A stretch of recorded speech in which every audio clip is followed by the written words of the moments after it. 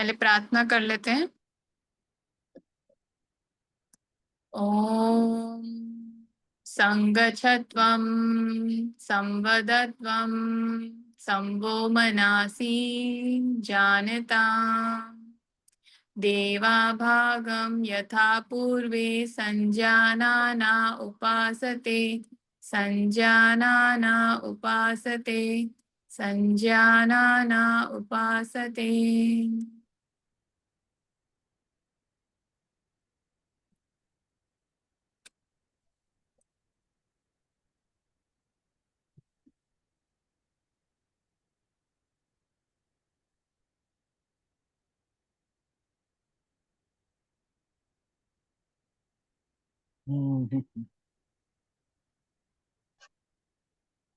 नहीं ओपन हो रहा है।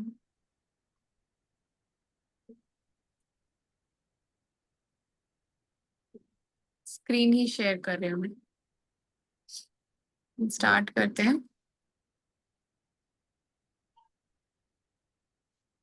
जी। तो हमने लास्ट पढ़ा था ईश्वर प्रणिधान श्लोक 23 और 24 है क्लेश कर्म विपाक येर परमाष्ट पुरुष विशेष ईश्वरा। ईश्वर की जो क्वालिटीज थी, ईश्वर के जो कैरेक्टरिस्टिक्स हैं वो हम पढ़ रहे थे कि ईश्वर कौन है, कैसे हैं, क्या है, वो हम जान रहे थे। ये शायद हम कर चुके हैं ना पिछले वाले भाग में। कहाँ तक पढ़ा था हमने योगेश जी? याद नहीं, मुझे याद नहीं। हम कर चुके हैं, चलो फिर एक बार जल्दी से पढ़ लेते हैं। जैसे हम पढ़ रहे थे कि ईश्वर कौन है, तो जो क्लेश कर्म विपाक और आश्रय, इन चारों से जिनका कोई संबंध नहीं है, जो पुरुष विशेष है, पुरुषों में उत्तम है, वो ईश्वर है। उसके बाद में हमने 24 भी पढ़ा था तत्र निर्तिश्यम सर्व बीजम। तो सर्वज्ञ बीजम, तो हमने ये पढ़ा था कि वो उस ईश्वर की जो बात करते, ईश्वर में क्या है, वो सर्व ज्ञाता है, सर्व बीज कारण है, अर्थात ज्ञान है और निर्तिश्य है। तो उनसे बड़ा कोई नहीं है, वो सबसे बड़े हैं। तो जिससे बढ़कर कोई दूसरी वस्तु हो या सातिश्य है, वह सातिश्य है, और जिससे बड़ा कोई ना हो वो निर्तिश्य है, उनसे बड़ा कोई नहीं है, तो वो ईश्वर है। और उनके ज्ञान की कोई सीमा नहीं है, उनके ज्ञान से बढ़कर किसी का ज्ञान नहीं है, वही ईश्वर है, इसलिए उसे निर्तिश्य कहा गया है। उस प्रकार ईश्वर में ज्ञान की पराकाष्ठा है, उसी प्रकार धर्म वैराग्य यश और ऐश्वर्य आदि की पराकाष्ठा का आधार भी उसी को समझा जाना चाहिए। यानी ईश्वर को ही हमें धर्म वैराग्य यश और ऐश्वर्य की पराकाष्ठा भी समझनी चाहिए, ईश्वर में ही वह भी है।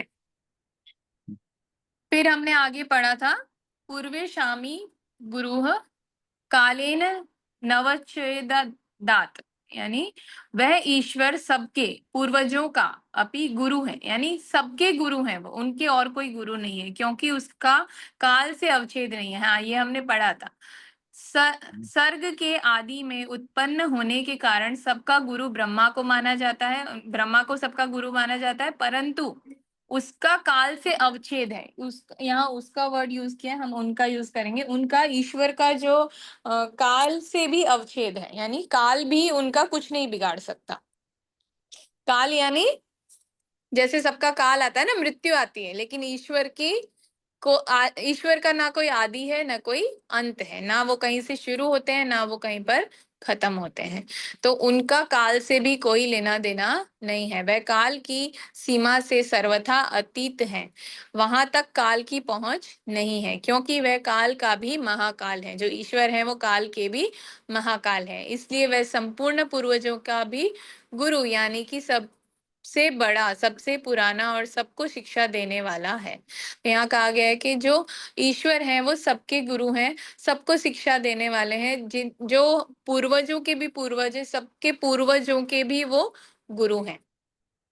तस्य वाचाकः प्रणवः, उन ईश्वर का वाचक, या वाचक यानी नाम, नाम जो है वो प्रणव है, यानी ओमकार है। नाम और नामी का संबंध अनादि और बड़ा ही घनिष्ठ है। इसी कारण नाम किसका होता है? नामी का होता है। जो जैसे मेरा नाम आरती है तो मैं आरती की नामी हूँ, आरती जो वर्ड है उसकी नामी हूं मैं। तो यहाँ पर क्या बताया गया कि नाम और नामी का संबंध भी अनादि है, बड़ा ही घनिष्ठ है, बहुत गहरा संबंध है। इसी कारण शास्त्र में नाम जप की बड़ी महिमा बताई गई है। नाम जप की बहुत महिमा बताई गई है कि सिर्फ नाम जप करने से ही लोगों का उद्धार हो जाता है। गीता में भी जपज्ञ को सब यज्ञों में श्रेष्ठ बतलाया गया है। जो गीता जी है उसमें भी कहा गया है कि जप का जो यज्ञ होता है वो, आपने इस पर शेयर भी किया था योगेश जी, कि कैसे जो बड़े महात्मा हाँ हुए हैं इतने सारे, उन सब ने जप का यज्ञ ही किया है सबसे ज्यादा। और वो अपने साथ में कमंडल रखते थे और वो कठ रखते थे जिसके ऊपर हाथ रख के वो माला का जाप करते थे ताकि उनके हृदय चक्र के पास में उनकी माला रहे। तो ये शेयरिंग भी आपकी तरफ से हुई थी पिछले सेशन में। तो यहाँ पर हमने ये बात की थी कि जप का जो यज्ञ है वो सबसे ज्यादा महत्वपूर्ण है, कि सिर्फ भगवान का नाम लेना, उनका जाप करना, कुछ भी काम करते हुए भी जाप करते रहना चाहिए हमें। बिल्कुल वैसे ही जैसे गीता जी में ये बताया गया है कि जैसे कोई प्रेमी या प्रेमिका होते हैं, वो कुछ भी काम कर रहे हैं, कैसे भी हैं, तब भी वो हमेशा अपने प्रेमी या प्रेमिका को याद करते रहते हैं। वैसे ही हमें ईश्वर को याद करना चाहिए। चाहे हम कुछ भी कर रहे हैं, कोई भी कितना भी जरूरी काम कर रहे हैं, हमारे बैक ऑफ द माइंड, हमारे मन में अंदर भीतर ईश्वर का स्मरण चलते रहना चाहिए। ओम उस परमेश्वर का वेदांतक नाम होने से मुख्य है, और सबसे ज्यादा मुख्य नाम किसको बताया है? ओम को बताया है। इस कारण यहाँ उनका वर्णन किया गया है। इस वर्णन से श्री राम, श्री कृष्ण आदि जितने भी ईश्वर के नाम हैं उनके जाप का भी महत्व समझ लेना चाहिए। तो हमें ये जो नाम है कि श्री कृष्ण, श्री राम, इनके जो जाप का महत्व बताया गया वो भी हमें इसी से समझ लेना चाहिए कि ओम जो है वो सबसे मुख्य नाम है। तो कोई भी मंत्र होता है उसमें सबसे पहले शुरुआत कहाँ से होती है? ओम से ही शुरुआत होती है। तो वो सबसे मुख्य नाम है। और बाकी जो ईश्वर के नाम हमने दिए हैं, श्री राम कह लो, श्री कृष्ण कह लो, और भी दूसरे जितने भी नाम हैं, उन सब का भी वैसा ही महत्व है जैसे ओमकार का है। तजपः तद सत धर्म भावनाम, उस ओमकार का जाप, उसके अर्थ स्वरूप परमेश्वर का चिंतन करना चाहिए। तो हमें ये कहा गया है कि ओमकार का जाप करना चाहिए और उनके जो अर्थ स्वरूप परमेश्वर है, जैसे वास्तव में परमेश्वर का कोई रूप या कोई स्वरूप नहीं है, वो ऊर्जा है जो निरंतर है, ना कोई अंत है ना कोई आदि है। लेकिन हमने कुछ और स्वरूपों में ईश्वर को देखा है, उनका अर्थ स्वरूप देखा है। जैसे उन्होंने राम राम जी के स्वरूप में अवतरण लिया, श्री कृष्ण के स्वरूप में लिया। फिर हम और भी दूसरे उनके अवतार जानते हैं, जैसे बटुक अवतार है, नरसिंह अवतार है। तो ये सारे अवतारों में वो अवतरित हुए, तो वो सारे स्वरूप हमने देखे। लेकिन उसके अलावा और उनका ऐसा वास्तविक स्वरूप जो जो ईश्वर वास्तव में, उनको जान पाना हर किसी के बस की बात नहीं है। ये भी हमने पहले आगे जो अध्ययन किया था उसमें पढ़ा था कि बहुत सारे लोगों में कोई एक ही होता है जो वास्तव में ईश्वर का जो वास्तव स्वरूप है उसको जान पाता है, समझ पाता है, उसका ज्ञान प्राप्त कर पाता है। ऐसा हर किसी के बस की बात नहीं है। गीता जी में भी ये बताया गया है कि अर्जुन को जब भगवान ने कहा कि आप मेरा जो वास्तविक रूप है, दिव्य स्वरूप है, उसको देखिए, तब भी उसमें भी ऐसा हुआ था कि वो उनको दिव्य चक्षु प्रदान किए भगवान ने, तब वो उस स्वरूप को देख पाए। जो साधारण आंखें हैं हमारी, चक्षु यानी आंखें, उनसे हम ईश्वर का जो वास्तविक स्वरूप है उसको देख और समझ नहीं सकते। साधकों को ईश्वर के नाम का जाप और उसके स्वरूप का स्मरण चिंतन करना चाहिए। इसको पूर्वोक्त ईश्वर प्रणिधान अर्थात ईश्वर की भक्ति या शरणागति कहते हैं। ईश्वर की भक्ति के और भी बहुत से प्रकार है, परंतु जप और ध्यान सब साधनों में मुख्य होने के कारण यहाँ सूत्रकार ने केवल नाम और नामी के स्मरण रूप एक ही प्रकार का वर्णन किया है। बहुत सारे अलग अलग तरीके हैं ईश्वर की भक्ति के, लेकिन सबसे जरूरी उन्होंने क्या बोला है? नाम और नामी का स्मरण। नामी यानी हमारे ईश्वर, और नाम यानी उनका जो नाम हम पुकारते हैं। तो उसका स्मरण एक ऐसा प्रकार है जिसका वर्णन यहाँ पर किया गया है। और हमारे सूत्रकार कौन है?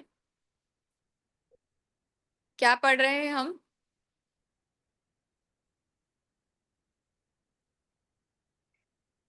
पतंजलि योग। हाँ, तो हमारे सूत्रकार कौन है? तो महर्षि पतंजलि। पतंजलि हमारे सूत्रकार हैं। तो उनका कहना है कि नाम जप की जो महिमा है वो अपार है, और इसलिए उन्होंने इतने सारे जो भक्ति के स्वरूप है, प्रकार हैं, उसमें से नाम जप को यहाँ पर महत्व दिया है। गीता में भी इस तरह वर्णन आया है। इसे उपलक्ष्य मानकर भागवत भक्ति के सभी साधनों को ईश्वर की प्रसन्नता के नाते निर्बीज समाधि की सिद्धि में हेतु समझना चाहिए। अर्थात ईश्वर की भक्ति के सभी अंग प्रत्यंगों का ईश्वर प्रणिधान में अंत अंत भाव समझना चाहिए। अच्छा, सबसे अंत भाव किसको समझा जा रहा है? नाम जप को समझा जा रहा है कि ईश्वर की जितनी भी भक्ति की जितने भी अंग प्रत्यंग जो भी हैं, बहुत सारे तरीके से होती है ना, कि जैसे कोई फूल भेंट करता है, फल चढ़ाता है, और सेवा भक्ति करते हैं, कहीं पर जाकर किसी और की मदद करना, वो भी ईश्वर की भक्ति है। किसी को कुछ समझाना, सही राह दिखाना कि भगवान की भक्ति ऐसे करनी चाहिए, फूल आदि अर्पण करना, पूजा पाठ करना, बहुत सारे प्रकार से आप ईश्वर की भक्ति कर सकते हैं। और कई लोग पूरा प्रोसेस फॉलो करते हैं, तो वो एक पूरा प्रोसेस फॉलो करके भी आप ईश्वर की भक्ति कर सकते हैं। लेकिन सबसे ज्यादा महत्वपूर्ण किसे बताया? लास्ट में अंतर्भाव जो होता है, कि जिससे सचमुच आप पहुंच सकते हैं निर्बीज समाधि तक, वो है ईश्वर का नाम जप करना। संबंध क्या बताया? अब ईश्वर के नाम जप और स्वरूप चिंतन के फल का वर्णन करते हैं। उसका फल का जो है वर्णन किया जा रहा है यहाँ पर। ततः प्रत्येक वेचनात् प्रत्येक चेतनाधिमो प्यंतरा भावश्च। ततः मतलब उक्त साधन से, अंतरा भाव यानी विघ्नों का अभाव, अंतरा यानी अंतर पड़ना किसी चीज में, बीच में कोई इंटरवेल बोलते हैं ना, यहाँ पर देखो इंटरवेल वर्ड यहीं से आया, अंतर। तो विघ्न पड़ना, किसी चीज का बीच में खलल पड़ना, उस विघ्न का अभाव होना, अंतराभ्याव। च और प्रत्यक चेतनाधिगम, अंतरात्मा के स्वरूप का ज्ञान।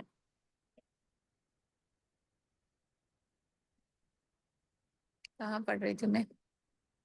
अपि यानी भी हो जाता है, अंतरात्मा के जो स्वरूप है उसका भी ज्ञान हो जाता है, विघ्न भी नहीं पड़ता है, विघ्नों का भी अभाव हो जाता है। कब?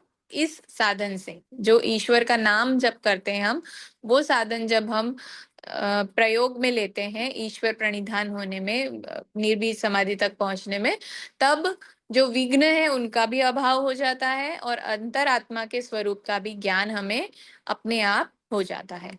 अगले दो सूत्रों में जिन विघ्नों का वर्णन विस्तार पूर्वक किया गया है, ईश्वर के भजन स्मरण से उनका अपने आप नाश हो जाता है, और अंतरात्मा के, दृष्टा के यानी आत्मा के स्वरूप का ज्ञान होकर केवल्य अवस्था भी उपलब्ध हो जाती है।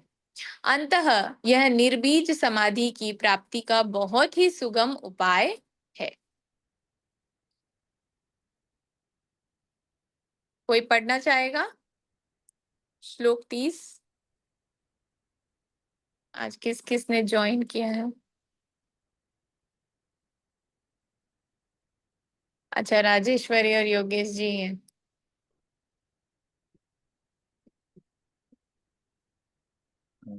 देखे मेरे पास।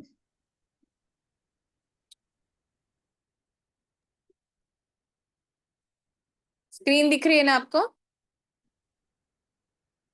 यस सही अर्थ। है। हाँ, पढ़ना चाहेंगे योगेश जी? नहीं, मुझे पूरा नहीं दिख रहा है श्लोक। अच्छा। नीचे करो आप थोड़ा।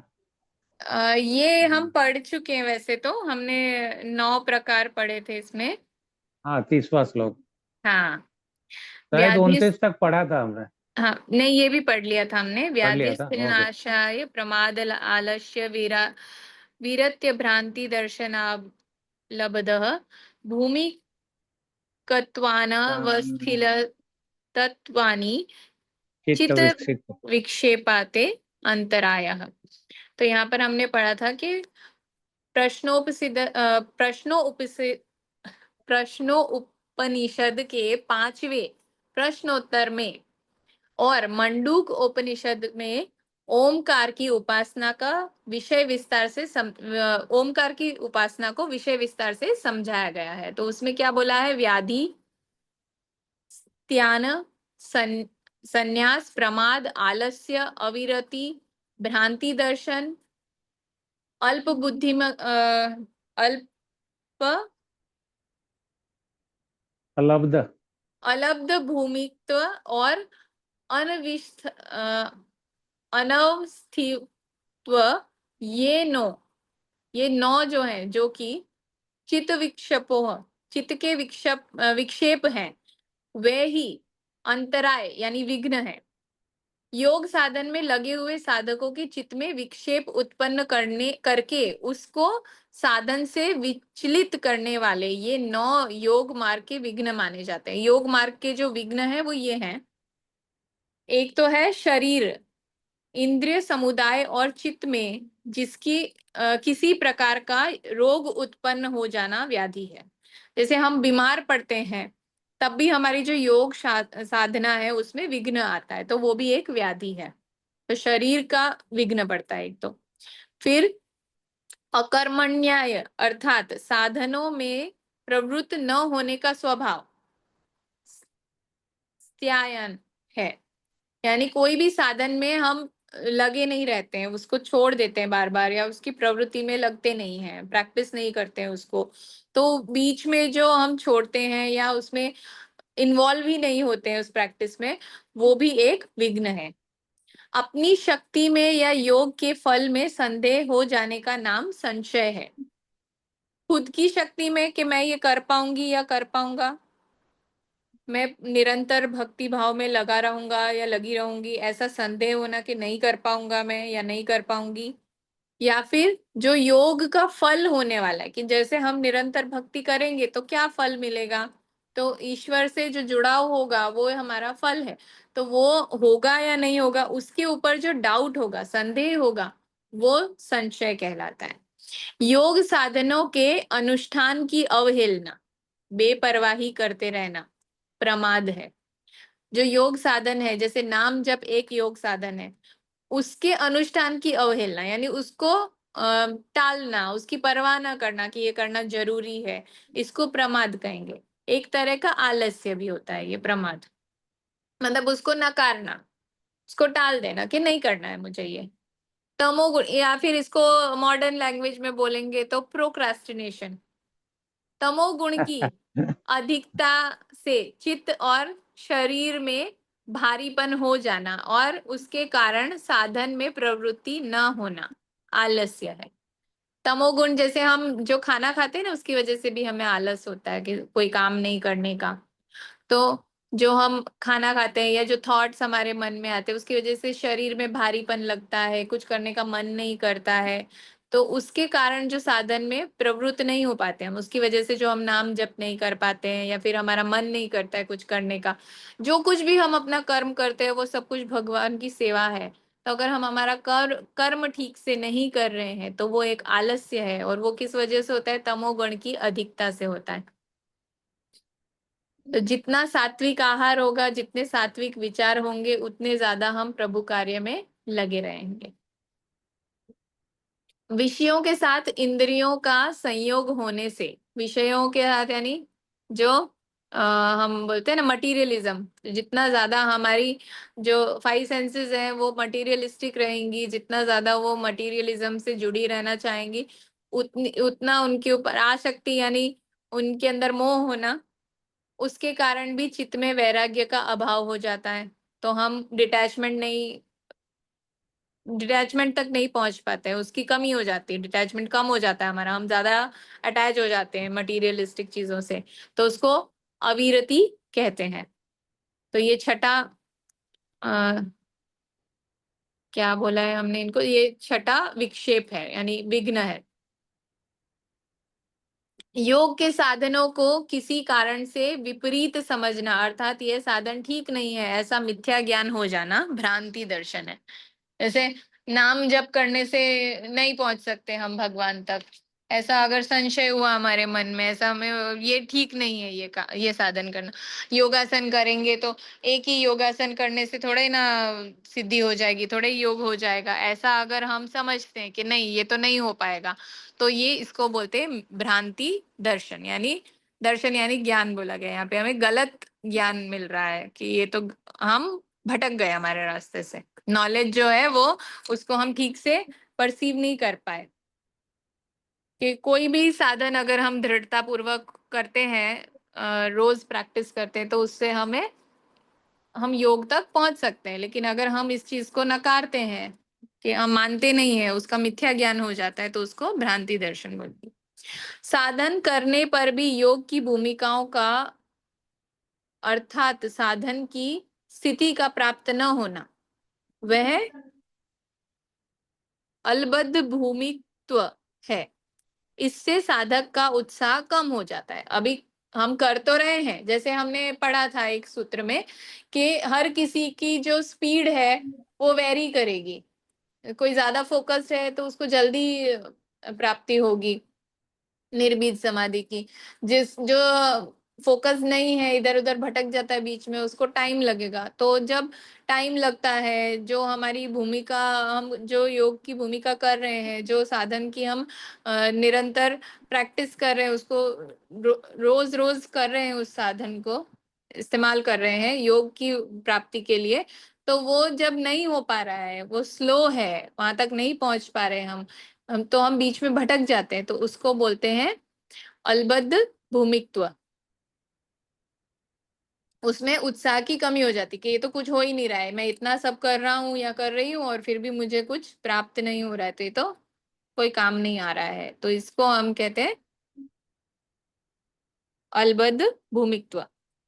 योग साधन से किसी भूमि में चित्त की स्थिति होने पर भी उसका न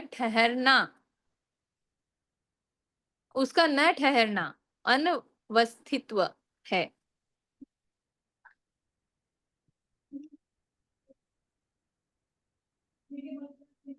तो हम जैसे योग साधन कर भी रहे हैं, लेकिन फिर भी हम एकाग्रचित नहीं हो पा रहे हैं, स्थिर नहीं हो पा रहे हैं, उस स्थिति में ठहर नहीं पा रहे हैं, तो उसको बोलते हैं अनवस्थित्व।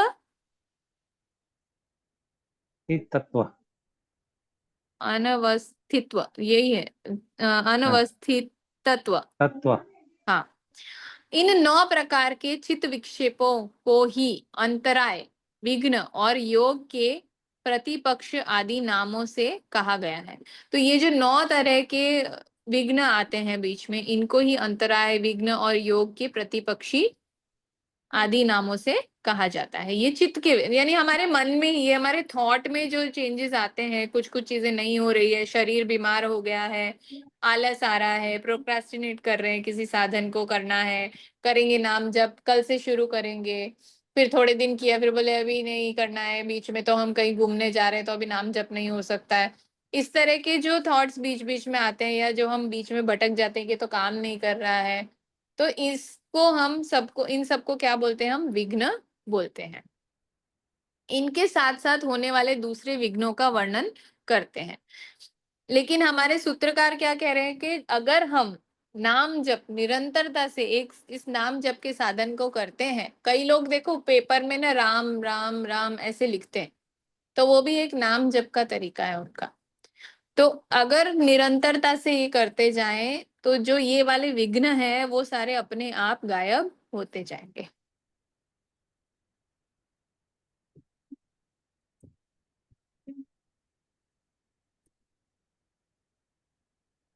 दुःखदो मरणस्य डगमेजत्वश्चावास प्रश्वास विपे विक्षेप सह भुवः। तो दुख, दोमर्णस्य, अंगमेज अंगमेजयत्व, श्वास और प्रश्वास, ये 5 विघ्न विशेष नहीं विशेष पो के साथ होने वाले हैं।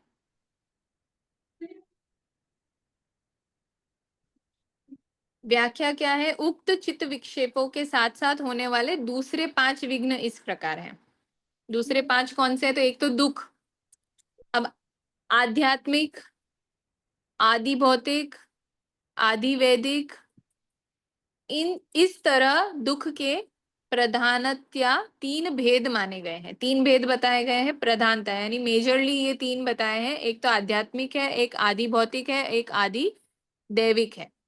तो काम क्रोध आदि के कारण, व्याधि आदि के कारण, या इंद्रियों में किसी प्रकार की विकलता होने के कारण जो मन, इंद्रिय या शरीर में ताप या पीड़ा होती है, उसको आध्यात्मिक दुख कहते हैं। जैसे किसी को गुस्सा आ गया, या किसी की कामना जगी कि मुझे तो ये चाहिए, ऐसे बोलते हैं ना, मन कर रहा है ये करना है, मन कर रहा है ये खाना है, तो ये क्या है? ये काम है। तो इस तरह से जो इंद्रियों में जो विकलता होने के कारण जो मन, शरीर में ताप पीड़ा, यानी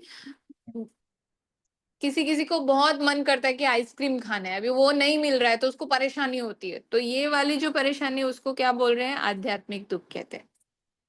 गुस्सा आने से फिर शरीर गर्म हो जाता है, गुस्सा आ रहा है बहुत ज्यादा, तो उसकी वजह से जो दुख हो रहा है उसको आध्यात्मिक दुख है। मनुष्य, पशु पक्षी, सिंह, व्याघ्र, मच्छर और अन्य जीवों के कारण, अन्य मतलब और वेरियस जीवों के कारण होने वाली पीड़ा का नाम आदि भौतिक दुख है। तथा सर्दी, गर्मी, वर्षा, भूकंप आदि दैवी घटनाओं के घटना से होने वाले पीड़ा का नाम आदि दैविक दुख है। अब जो ये है, किसी इंसान ने दुख पहुंचाया, मनुष्य से, पक्षी से, पशु से, सिंह से, व्याघ्र से, मच्छर से, जैसे मच्छर भी काट के गया तो उसकी वजह से जो दर्द हो रहा है, किसी इंसान ने कुछ बोला, कुछ कहा आपको या मारा आपको, उससे जो दुख हो रहा है उसको आदि भौतिक दुख कहते हैं। फिर सर्दी बहुत हो रही है, गर्मी बहुत हो रही है, वर्षा बहुत हो रही है, बहुत बारिश हो रही है, नहीं अच्छी लग रही, कई लोगों को बारिश भी नहीं अच्छी लगती है। फिर भूकंप आ गया, तो इनको हम क्या बोलते हैं? गॉड्स एक्ट बोलते हैं इन सबको, है ना। कहीं पे जैसे दावानल बोलते हैं कि जंगल में आग लगी, अमेजोन फॉरेस्ट में आग लगी थी अभी बीच में, तो बहुत ज्यादा फैल गई थी वो। फिर भूकंप आया भुज में, तो वो सारी चीजों को हम क्या बोलते हैं? कि गॉड्स एक्ट, है ना, नेचुरल डिजास्टर। तो ऐसे जो होने वाले हैं उनको क्या बोलते हैं? आदि दैविक दुख बोलते हैं। उसकी वजह से जो तकलीफ हुई उसको आदि दैविक दुख बोलेंगे। तो एक तो ये दुख हुए, दूसरा हुआ दौर्मनस्य, इच्छा की पूर्ति न होने पर जो मन में क्षोभ होता है उसे दौर्मनस्य कहते हैं। तो यहाँ पर क्या हो रहा है कि जैसे आपने डिजायर की कि मेरा बड़ा घर होना चाहिए, अभी बड़ा घर नहीं हो रहा है, तो उसकी वजह से दुख हो रहा है, मन में अशांति है, मन में कि अरे नहीं बन पा रहा है बड़ा घर, जैसा चाहिए वैसा नहीं हो रहा है, तो वो भी एक एक तरह का विघ्न है।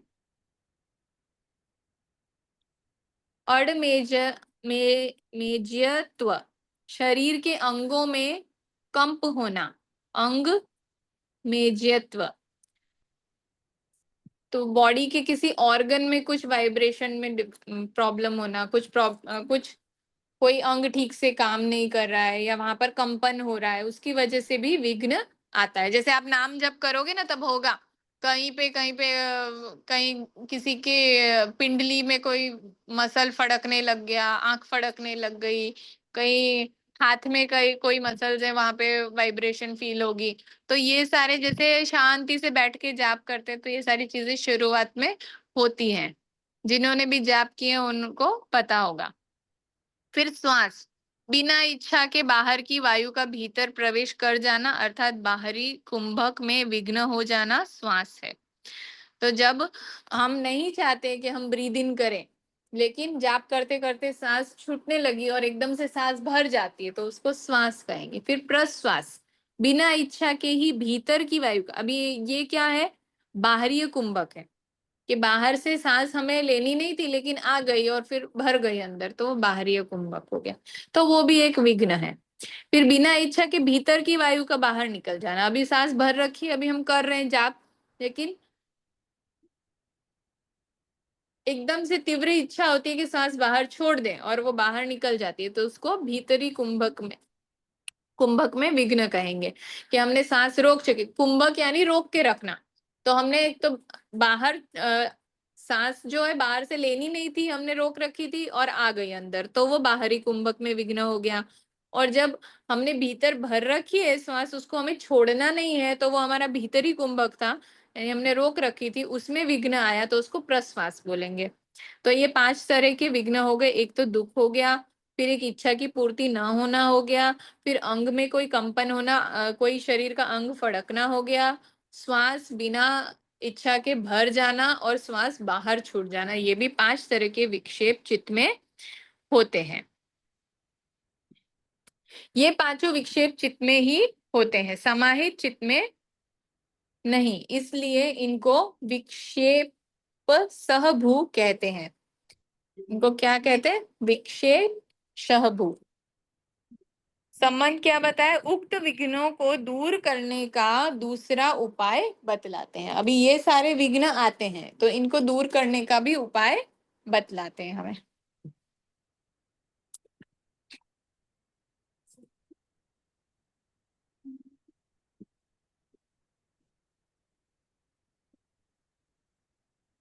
तत्प्रतिषेधार्थ में कत्वत्वाभ्यासः, तत्प्रतिषेधार्थम,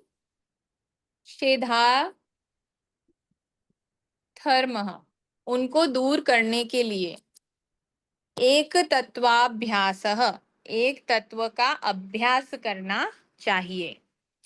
व्याख्या, उपरोक्त दोनों प्रकार के विघ्नों का नाश ईश्वर प्रणिधान से तो होता ही है, उसके सिवा ये दूसरा उपाय बतलाया गया है। दूसरा उपाय क्या बतलाया गया है, भाव यह है कि किसी एक वस्तु में चित्त को स्थिर करने का बार बार प्रयत्न करने से भी एकाग्रता उत्पन्न होकर विघ्न का नाश हो जाता है। एक तो आप ईश्वर में पूरी तरह से अपने आप को समर्पित कर दो, उससे तो होता ही है। उसके अलावा किसी एक चीज पे एकाग्रता से ध्यान करना, जैसे जो लोग गायत्री मंत्र का जाप करते हैं, श्री गायत्री मंत्र के जाप में अगर ध्यान नहीं लगता है तो कहा जाता है कि गायत्री माता की जो सुंदर छवि है उसका एकाग्र चित्त से ध्यान करें, अतः यह साधना भी की जा सकती है। तो यहाँ पर भी ऐसा ही बोल रहे हैं कि किसी एक चीज में अपना ध्यान एकाग्रचित करने का प्रयास करें। चित्त के अंतराल में राग द्वेष आदि मल रहने के कारण मलिन चित्त स्थिर नहीं होता। जो राग द्वेष है, यानी किसी पे गुस्सा आ रहा है या फिर किसी से द्वेष हो रहा है, ईर्ष्या हो रही है, तो ये इस तरह के जो मल यानी जो दूषण है वो हमारे मन में रहने से मलिन चित्त का स्थिर होना मुश्किल होता है। अतः चित्त को निर्मल बनाने का सुगम उपाय बतलाते हैं। अभी वो सुगम उपाय भी बता रहे हैं कि कैसे उसको निर्मल बना सकते हैं। मैत्री करुणा मुदितो पेक्षाणा, सुख दुख पुण्य विषयाणाः, भावनात चित प्रसादनमः।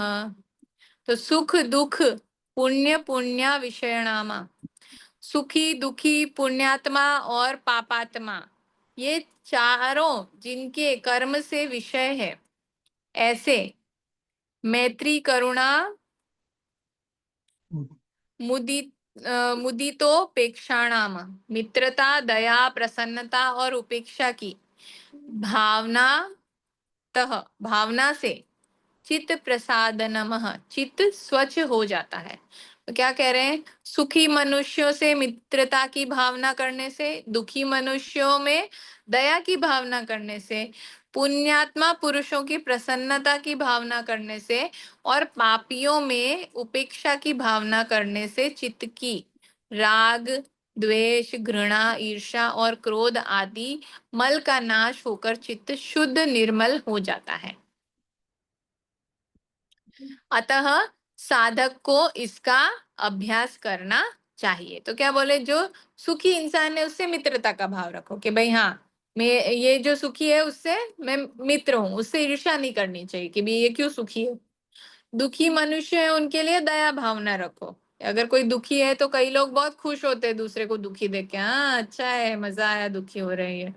तो ऐसा नहीं होना चाहिए। जो दुखी है उनके लिए दया भावना रखो कि क्यों इनको दुख है, किसी तरीके से अगर आप निवारण में सहायता कर सकते तो सहायता भी करनी चाहिए। फिर जो पुण्यात्मा पुरुष है उनकी प्रसन्नता की भावना रखनी चाहिए कि जो पुण्यात्मा है, जो अच्छे काम कर रहे हैं, वो हमेशा सुखी रहे, खुश रहे, उनका अच्छा हो, ऐसी भावना मन में रखनी चाहिए। और जो पापी है उनको उनकी उपेक्षा करनी चाहिए, उनको समझाना चाहिए कि सही काम ऐसे करना चाहिए, उनके साथ उनका सहयोग नहीं करना चाहिए, उसके उसको नकारना चाहिए। तो उससे क्या होता है कि चित्त में से राग, द्वेष, घृणा, ईर्ष्या और क्रोध आदि जो मल है उनका नाश हो जाता है और चित्त शुद्ध और निर्मल हो जाता है। अतः साधक को इसका अभ्यास करना चाहिए। इसीलिए जो साधक है, जो योग साधक है, उनको इसका अभ्यास करना चाहिए। दूसरा कोई करे नहीं करे, जिनको ये है कि हाँ मुझे प्रभु से जुड़ना है, जिनको जुड़ाव करना है, योग क्या है, चित्त वृत्ति का निरोध है, तो चित्त की वृत्तियों का निरोध हमें करना ही है, जिसको योग करने की इच्छा है। प्रच्छद न प्रच्छदर्ण विधारणाभ्या वा प्राणस्य, वा यानी अथवा, प्राणस्य यानी प्राणवायु को बारंबार बाहर निकालने और रोकने के अभ्यास से भी चित्त निर्मल होता है। अभी क्या है कि हमने सांस भरी, हम लोग सब कुछ चाहिए चाहिए अंदर भरने में ही लगे रहते हैं। अभी सांस भरी, उसको बाहर छोड़ के फिर उसको रोके रखो। जब हम ये करते हैं तो नॉर्मली हम खाने का उपवास करते हैं, किसी चीज का उपवास करते हैं, इसे कहेंगे प्राणवायु का उपवास। तो जितनी देर आपने प्राणवायु को बाहर छोड़ के रखा, कुंभक रखा, बाह्य कुंभक, तो उससे क्या होता है, उससे भी चित्त निर्मल होता है। जब हम बाहर छोड़, श्वास को बाहर छोड़ के, प्राणवायु को बाहर छोड़ के और फिर कुंभक करते हैं, तो हमारा जो चित्त है ना, वो एकदम शांत हो जाता है। और शांत होकर के हम एकाग्रचित्त होने में सक्षम हो जाते हैं। जब बार बार प्राणवायु को शरीर से बाहर निकालने का तथा यथाशक्ति बाहर रोकने, यथाशक्ति करना है, लेकिन ये ऐसा नहीं कि ज्यादा से ज्यादा देर, कोई कंपटीशन नहीं है। जितना आपका शरीर आपका साथ देता है, जितना ज्यादा आप ये अभ्यास करेंगे उतनी ज्यादा देर के लिए आप फिर बाहर रोक पाएंगे। यहाँ sorry hmm. To interrupt you, हाँ हाँ। यहाँ एक चीज ऐड करना चाहूंगा, हम्म। क्योंकि सिर्फ बाह्य कुंभक करने का योग में सलाह नहीं दी जाती है, क्योंकि हम्म। जब आप सिर्फ बाह्य कुंभक करते हो ना, तो आपके रेड ब्लड सेल्स में कमी आ जाती है, या तो उसके अंदर प्राण का अभाव होने लगता है, तो हम्म। आपको वीकनेस या और कोई शारीरिक बीमारी का प्रावधान हो सकता है उसकी। इसीलिए हमेशा आंतर कुंभक बाह्य कुंभक साथ में करना हाँ, चाहिए। वो दोनों साथ में ही करते हैं, यहाँ पर बताया गया है कि ये एक तरीका है। हाँ, हाँ। लेकिन वो थोड़ी देर के भी लिए, मेरे हिसाब से, जो क्योंकि मैंने देखे हैं ऐसे केसेस हम्म। देखे हैं बिल्कुल कि ठीक, योग। आप सही कह रहे हैं। जैसे हम जब नॉर्मली अंत्य अंतर कुंभक या बाह्य कुंभक प्रैक्टिस करते हैं, तो हम लोग क्या करते हैं कि पहले अंदर का करते हैं, उसके बाद में बाहर का करते हैं। हाँ, तो क्योंकि यही प्राण सिखाया भी अंदर। जाता है, नाड़ी शोधन प्राणायाम में भी हम यही करते हैं। हाँ, क्योंकि जब तक प्राण अंदर नहीं जाएगा तो प्राण बाहर कैसे निकलेगा। हाँ बिल्कुल बिल्कुल। तो और जब जब हम हम अंदर प्राण को भरते हैं बाहर ही तब भी निकाल हमें देंगे। उसको कुंभक करना होता है। हाँ, तो इसीलिए वो पहले कुंभक का महत्व इसीलिए है कि पहले आप ले, फिर हाँ। अंदर जो बाहर अंदर की जो खराबी है वो निकालने के लिए बाह्य कुंभक करो, या हम्म। बाहर श्वास निकालो, जो भी हम लोग कर रहे हैं योगिक क्रिया उसके। हम्म। क्योंकि मैंने ऐसे केसेस देखे हैं कि जिन्होंने बाह्य कुंभक ज्यादा किया है उनके ऐसे प्रॉब्लम हुए हैं, डॉक्टर के वो पास गए हैं। वो मतलब अपने शरीर के जो, जैसे यहाँ बोला ना यथाशक्ति, तो वो हाँ, उसके ऊपर जाकर करते होंगे, मतलब वरना तो नॉर्मली अपने आप ही सांस ज्यादा भरती है, जैसे हम बाह्य हो कुंभक सकता करते है, हैं तो हो हम सकता अपने है। आप ही सांस ज्यादा अंदर भरते हैं और वो रुकती भी है अपने आप। नहीं, उसमें दूसरी भी वजह है कि हम्म। सब लोग तो आंतर कुंभक करते हैं, मैं बाह्य कुंभक करके सबको दिखा दूंगा। हाँ वही, जहाँ ये ना ईगो नहीं आना चाहिए, जहाँ हमने मतलब मैं करके दिखा या दूंगा, तो नहीं, हम या कुछ तो मैं करने कुछ वाले अलग नहीं है। करूंगा, हम्म। या तो मैं कुछ अलग करूंगा। वो फिर ईश्वर देखा ना प्रणिधान मैं। वाली स्थिति नहीं रहती है। जहाँ हाँ, हम ईश्वर को समर्पित है वहां ऐसा भाव मन में नहीं आता फिर। तो ये इसकी वजह से सब होता है। हम्म।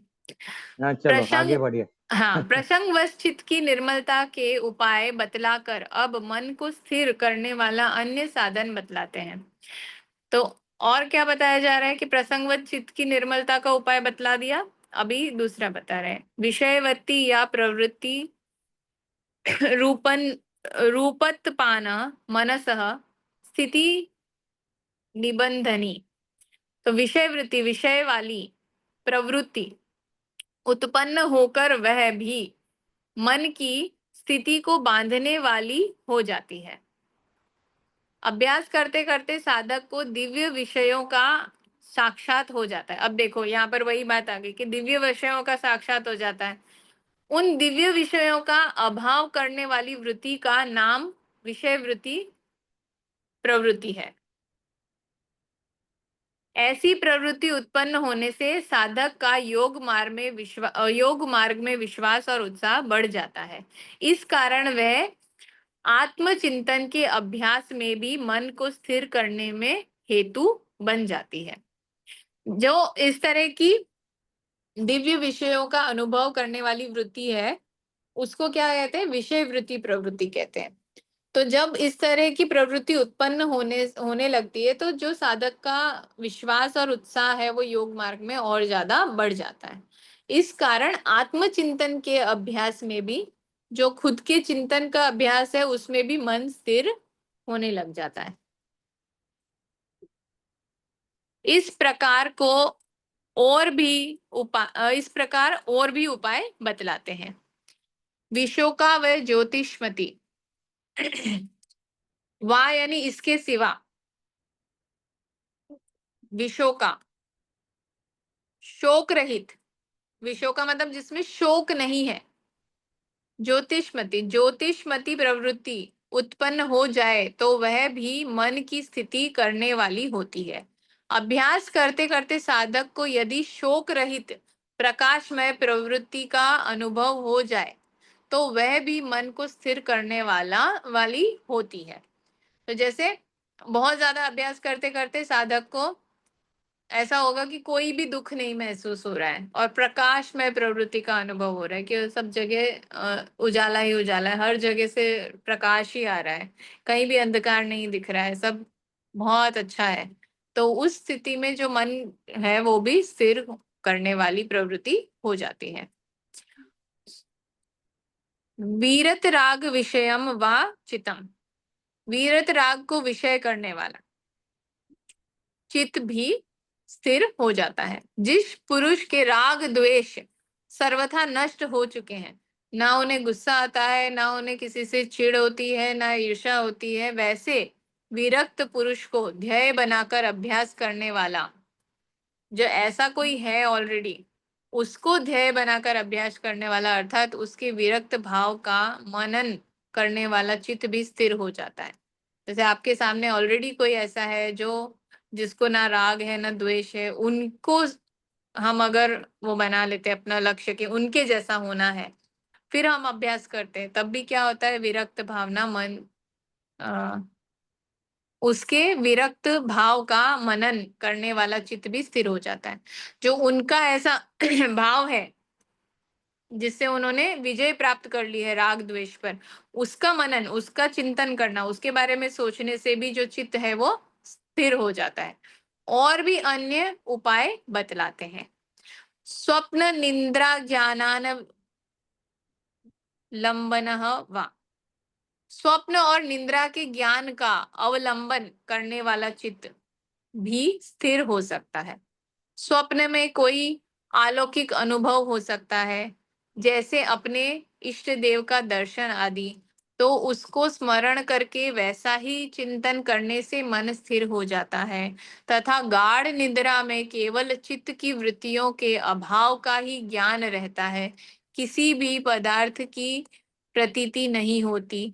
उसी प्रकार समस्त वृत्तियों का बाध करके वृत्ति के अभाव के ज्ञान का अवलंबन करने से, अर्थात जिसको लक्ष्य बनाकर अभ्यास करने से उसी को लक्ष्य बनाकर अभ्यास करने से भी अनायास ही चित्त स्थिर हो सकता है। तो यहाँ पर बताए, एक तो स्वप्न में अगर अलौकिक अनुभव हुआ हो, जैसे कभी कई लोग बोलते हैं कि सपने में किशोरी जी के दर्शन हुए, कृष्ण भगवान के दर्शन हुए, ऐसे कई लोगों को होते हैं। तो वो अगर वो जो स्वप्न में अनुभव हुआ उसी को, जैसे अपने इष्ट देवता का दर्शन हुआ तो उसी का स्मरण करके वैसा ही चिंतन करके अगर मन को स्थिर करे तो भी स्थिर हो जाता है मन। और जैसे कि गाढ़ निद्रा में, गहरी नींद में हमें और कुछ भी पता नहीं चलता है, चित्त की वृत्तियों का अभाव का ही ज्ञान रहता है कि वो कोई वृत्ति नहीं है, उसी तरह से अगर पदार्थ की प्रतीति होती है, उसी प्रकार समस्त वृत्तियों का बाध करके वृत्ति के अभाव के ज्ञान का अवलंबन करना।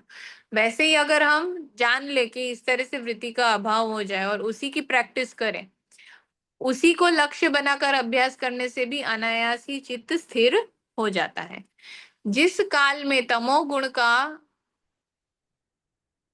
आवि आविर्भाव होता है, उस समय वह अभ्यास नहीं करना चाहिए। जिस काल में तमोगुण का ज्यादा हो ना, लेवल बोलेंगे, लेवल ज्यादा है, अधिकता है उसकी, उस टाइम पर यह अभ्यास नहीं करना चाहिए। जिस समय चित्त और इंद्रियों में सत्व गुण बढ़ा हुआ हो, उस समय यह साधन अधिक लाभप्रद हो सकता है। मनुष्यों की रुचि भिन्न भिन्न होती है, अतः वह सर्व साधन साधारण के उपयोगी साधन का वर्णन करते हुए इस प्रकार उपसंहार करते हैं। तो सबकी जो रुचि है ना अलग अलग होती है, सबका इंटरेस्ट अलग अलग होता है, इसीलिए सबके काम आए वैसे साधन का वर्णन करते हुए बोलते हैं, यथा भीमत ध्यानाद्व, जिसको जो भी मत हो उसके ध्यान से भी मन स्थिर हो जाता है। जिसको जो सही लगे, जैसे उपरोक्त साधनों में से कोई साधन किसी साधक के अनुकूल नहीं पड़ता हो तो उसे अपनी रुचि के अनुसार अपने इष्ट का ध्यान करना चाहिए। अपनी रुचि के अनुसार अपने इष्ट का ध्यान करने से मन स्थिर हो जाता है। जैसे एक प्रसंग मुझे किसी दिव्य आत्मा ने बताया था कि कोई कुम्हार था, उसको और कुछ पूजा पाठ, कुछ साधना, मंत्र जाप कुछ पता नहीं था। वो जब मिट्टी में पैर डाल करके और वो मिट्टी को कुचलता था तभी उसको अपने भगवान का नाम लेने का मन करता था। तो वो उसी समय भगवान का ध्यान करना उसकी उसके लिए वही साधना थी भगवान की, कि वो मिट्टी में, जैसे मिट्टी को कुचलना शुरू किया, मटका बनाने के लिए मिट्टी तैयार करनी होती है, तो वो भगवान का नाम लेना शुरू कर दे। और वो इतना तल्लीन हो जाता था भगवान का नाम लेने में कि एक बार उसका छोटा बच्चा आया, मिट्टी में गिर गया, उसको कुछ ध्यान नहीं, वो कुचल रहा है, मिट्टी उचल रहा है, वो बच्चे का अंत हो गया। फिर उसकी जब पत्नी आती है तो वो चिल्ला के बोली कि ये क्या हुआ। तो वो देखा और फिर बोला कि प्रभु ये क्या, मैं तो आपका नाम लेने में इतना मग्न था कि मुझे पता ही नहीं चला, मुझसे ये कैसे अनर्थ हो गया। उस समय भगवान का साक्षात्कार होके वो बच्चा वापस जीवित होता है। तो इस तरह से भी आप योग तक पहुंच सकते हैं। इतने मग्न हो जाओ, जो कुछ आपको समझ नहीं आता है कोई भी साधन, तो जो आपको समझ आता है, जैसी आपकी रुचि, जैसे आपको प्रभु का ध्यान करना है, जैसे आप प्रभु को समर्पित होना चाहते हो, वैसे हो जाओ, तब भी योग होता है। तो इस तरह के भी हमें उदाहरण देखने को मिलते हैं। हाँ चित्त वो, की। हाँ। एक मिनट, वो जो आपने अभी दाखिला दिया ना, जो हाँ। कुंभार हाँ। थे, हाँ। वो संत गोरा कुंभार महाराष्ट्र में हो गए हैं। हाँ। हाँ, महाराष्ट्र में हो गए, मुझे नाम याद नहीं आ रहा था उनका इसलिए नाम मैंने गोरा नाम नहीं कुंभार लिया। है, हम्म। और वो महाराष्ट्र के थे। तो ये ज्यादा उदाहरण वहीं के दिखने मिलते हैं हमें। आई थिंक पांडरपुर है ना, एक स्थान है ना। अब पंढरपुर है। हाँ, पंडरपुर स्थान। हाँ वहां के बहुत सारे ऐसे उदाहरण हैं। हाँ। तो चित्त नहीं, की वहाँ स्थिर। विठोबा का मंदिर है ना हाँ, वो। विठोबा का मंदिर।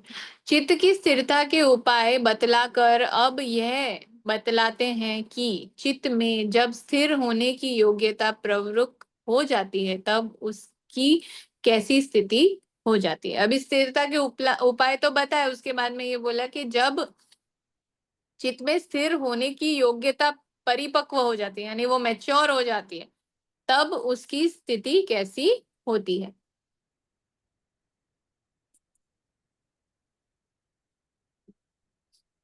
आप कुछ उसके आगे बोलना चाहते हैं, जो आपने अभी बताया नाम में गोरा कुंभार ना। हाँ, गोरा कुंभार। हाँ। उसके मराठी में मूवी भी आ गए हैं। अच्छा। हाँ।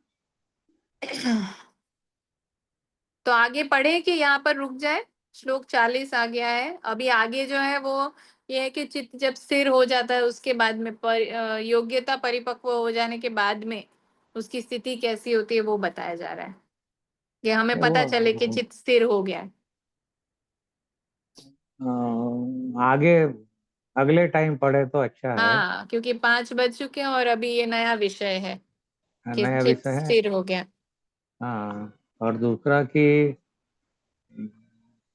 क्या होता है कि हमारा शरीर पंच तत्व से बना है, पंच जी। महाभूत से। उसमें से जो महाभूत हमारा प्रबल है, हमें पता नहीं, हम्म। उसी के अनुभव, वैसे ही अनुभव हमें आते हैं। हम्म। जैसे कि कोई बोलता है कि उसको कान में घंटी बजती है, शंख बजता हम्म। है।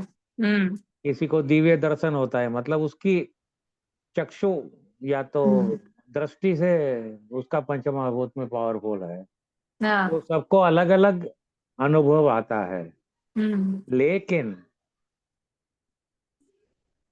ये अनुभव से क्या होता है कि अनुभव से हम प्रोत्साहित होते हैं हाँ। कि हाँ चलो, हम सही रास्ते पे जा रहे हैं।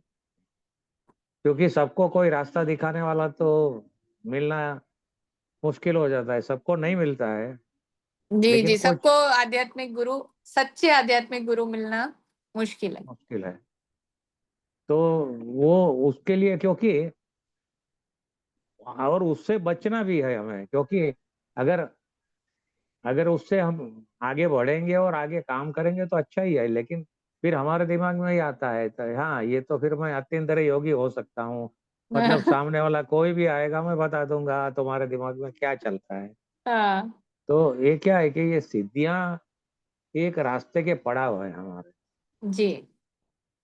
जैसे समझे, मैं बम्बई में रहता हूँ तो मुझे कल्याण जाना है, तो बीच में जो भी स्टेशन आते हैं वो मेरे हम्म। पड़ाव है। तो वो पड़ाव पार करने के बाद में ही मैं कल्याण पहुंच पाऊंगा। हम्म। लेकिन आपको खुद को पता नहीं है कि आप बंबई में कौन से स्टेशन पे हो, हम्म। आप कौन से पड़ाव पे हो, आपको कुछ पता नहीं। जी। आपको आगे कौन से पड़ाव पे जाना है वो आपको पता है, उतना ही पता है सिर्फ। हम्म। इस जर्नी में साइन बोर्ड्स नहीं लगे हुए हैं कि आप कहाँ पर हाँ, पहुंचे हो। आप कहाँ पे पहुंचे और कैसे जाना है वो भी पता नहीं। लेकिन देखिए, कोई भी रास्ते पे जाने की शुरुआत एक एक एक एक पांव आगे बढ़ाने से ही होती है। हम्म। तो मैंने उस दिन भी कहा था कि आपके दिल में आया है जब करना है तो अभी से चालू कर। हाँ, जो सोचो वही मत, इसमें मुहूर्त मत देखो इसमें चित्त उसका। वृत्ति भी बताई गई है कि उसको टालते रहना, कि करेंगे आज नहीं, कल करेंगे, परसों करेंगे, बीच में विघ्न आ गया कि अभी तो हमें कहीं जाना है तो थोड़े दिन बाद करेंगे, तो ऐसा टालना चाहिए। अच्छा मुहूर्त देख के करेंगे, हाँ। फिर लग्न में करेंगे, फिर वायु लग्न में नहीं करेंगे, जल तत्व में नहीं करेंगे। पृथ्वी तत्व में करेंगे, ये हम्म। सब सोचने का कोई मतलब नहीं। बिल्कुल बिल्कुल। क्योंकि जो भी है वो पल अभी, यही एक पल ये है एक करने का। बहुत अच्छी चीज मुझे बोली थी आचार्य जी ने ही। मैंने उनसे एक बार बात की थी इस बारे में कि जैसे कोई जो जानता है, ज्ञानी है, तो वो तो और अच्छे से कर सकता है। तो उन्होंने मुझे कहा कि सभी ज्ञानी समान नहीं होते। किसी किसी को ऐसा हो जाता है कि वो उन्होंने अपना अभिप्राय दिया था कि मुझे ऐसा लगता है कि ज्ञानी को फिर ज्ञान का अभिमान हो जाता है अभिमान होता है। कि मुझे तो इतना पता है, तो मैं तो ऐसे नहीं ऐसे ही करूंगा या ऐसे ही करूंगी। तो इस हम्म। तरह से ज्ञान का अभिमान होने से भी फिर बाद में ज्ञानी क्या होता है कि वो आगे बढ़ने की बजाय या तो रुक जाते हैं या वो पीछे जाना शुरू हो जाते हैं फिर वापस। या तो वो कहेंगे कि मेरे गुरुजी ने ऐसा ही बताया है। हाँ फॉर एग्जाम्पल, आप जहाँ भी रहती है, आपके घर जाने के लिए एक ही रास्ता है क्या? हाँ, वही वही। अलग अलग बहुत रास्ते सारे होते हैं रास्ते लेकिन हैं ना। हमें इसी रास्ते से जाना है। हाँ, तो हम ये तो ये जरूरी नहीं है कि आपके क्योंकि आपको मैंने उस दिन भी बताया था कि you have to multi prong attack करना है उसको। जो हम्म। भी रास्ता मिले वो रास्ता अटेम्प्ट करके वो रास्ते पे हमें पहुंचना है। जैसे आज हमने ये पढ़ा ना, एक श्लोक में लिखा है कि आपको जो सही लगे हाँ वही आप। अभी जो मैंने आपको जब कहानी सुनाई, तो उसके पहले हमने वही श्लोक पढ़ा कि जो हमें सही लगता है, जो भी साधक को हाँ सही लगता हाँ है, उनको हाँ रुचि जिसमें आती है, वही साधन इस्तेमाल करके हमें योग साधना शुरू कर देनी चाहिए। उसके लिए हाँ इंतजार नहीं करना चाहिए। हाँ। तो उस दिन मैंने शायद बताया था कि भाई एनएलपी वाले सब हैं, तो कोई बोलता है ये विजुअल है, तो अभी उसको अह, ध्यान नहीं लगता है तो विजुअल ध्यान कैसे लगावे? हम्म। तो वो भी आज बताया इसमें कि जैसे सुंदर छवि का ध्यान करो, कोई एक चीज पर हाँ। अपना ध्यान केंद्रित करो, जिस चीज से ऑडि आपका ध्यान लगता है। ऑडिटरी में मंत्र जाप करो। हम्म। काइनेस्थेटिक में उसकी लीला को और उसके साथ में अपनी फीलिंग लगाओ, सखा भाव, हाँ। सखी भाव, दोस्त भाव, वो सब भाव से आप जोड़ो। मतलब ये सब और एक बात है कि जो ये जो ओम शब्द का उत्पन्न है, ओम जो भी है ना, हमारी जो पृथ्वी की रगड़ है, पृथ्वी हम्म। जो अपनी धरी पे घूमती है ना, उसके वातावरण के साथ में जो रगड़ की आवाज आती है ना, वो भी वही पर ओमकार की वही ध्वनि है। ओम का है। हम्म। वही ओम का है। वो शायद वो मेरे पास में कहीं रिकॉर्डिंग है उसकी रगड़ का। हर एक ग्रह की रगड़ का रिकॉर्डिंग है, अभी कहाँ है पड़ा है यहाँ। अगर वो मिल गया तो अगर मैं आपको मिलता है आपको तो अगले बार जब हम मैं मिलेंगे, अब से अगले मंगलवार बार को। का भरोसा नहीं, लेकिन जब मिलेगा जब मैं भी जब भी। आप जब भी जब भी आपको मिले उसके बाद में जो हमारा अगला सेशन मैं होगा, फौरन फॉरवर्ड कर तब दूंगा। आप। अच्छा। ठीक क्योंकि है। ये और दूसरा, आपको अगर इसके अंदर और भी ज्यादा जानना है और गए होंगे पता नहीं, अपना ये गोरखपुर का जो है ना अपना गीता प्रेस, उसके हम्म। योगांक करके निकला है, बहुत बढ़िया अंक है वो जाड़ा वाला। उसके ऊपर साधना अंक भी निकला है, हम्म। उपासना अंक भी निकला है। उपासना अंक आउट ऑफ प्रिंट है, लेकिन अगर साधना अंक और उपासना, अरे साधना अंक और योगांक आपको मिल जावे, पतंजलि योग सूत्र के ऊपर भी है, वो तीनों हम्म। किताब आपको मिल जावे तो आप लेके पढ़ो उसको। आपको बहुत जी ज्यादा जानने को मिलेगा उसको। जी जी, जरूर। मैं इस बात को ध्यान में रखूंगी। हाँ, क्योंकि योगांक साधनांक और बाकी सब बहुत सारे हैं, वो तो फिर आप एक बार उसमें उतरोगे अंदर तो फिर तो गहरे पानी में जाना ही पड़ेगा ना। जी जी। उसके बिना उसके बिना तो मोती मिलता नहीं ठीक है। बहुत अच्छा लगता है जो आप अपना शेयर करते हैं वो। क्या है आपका कि मेरे फील। पता नहीं अभी ऊपर वाले ने बहुत सारा भेजते रहते तो मैं भी हाँ। शेयर करते रहता हूँ। नहीं, एक मंदिर भी है, मैं भी जैसे मुझे मिलेगा तो मैं शेयर करूंगी वो। उस मंदिर में मतलब वैक्यूम में जाकर के जब आप सुनो, तो वहां पर आपको ओमकार की ध्वनि सुनाई देती है। हो बिल्कुल सकता है। बंद जगह है वो, ऐसा एक हो मंदिर सकता है। है। आओ 2 मिनट में। हाँ, हो ठीक सकती है। है। चलिए, तो दोबारा चलो मिलेंगे हम। नमस्ते। हाँ नमस्कार। हाँ, जरूर जरूर धन्यवाद जरूर। धन्यवाद।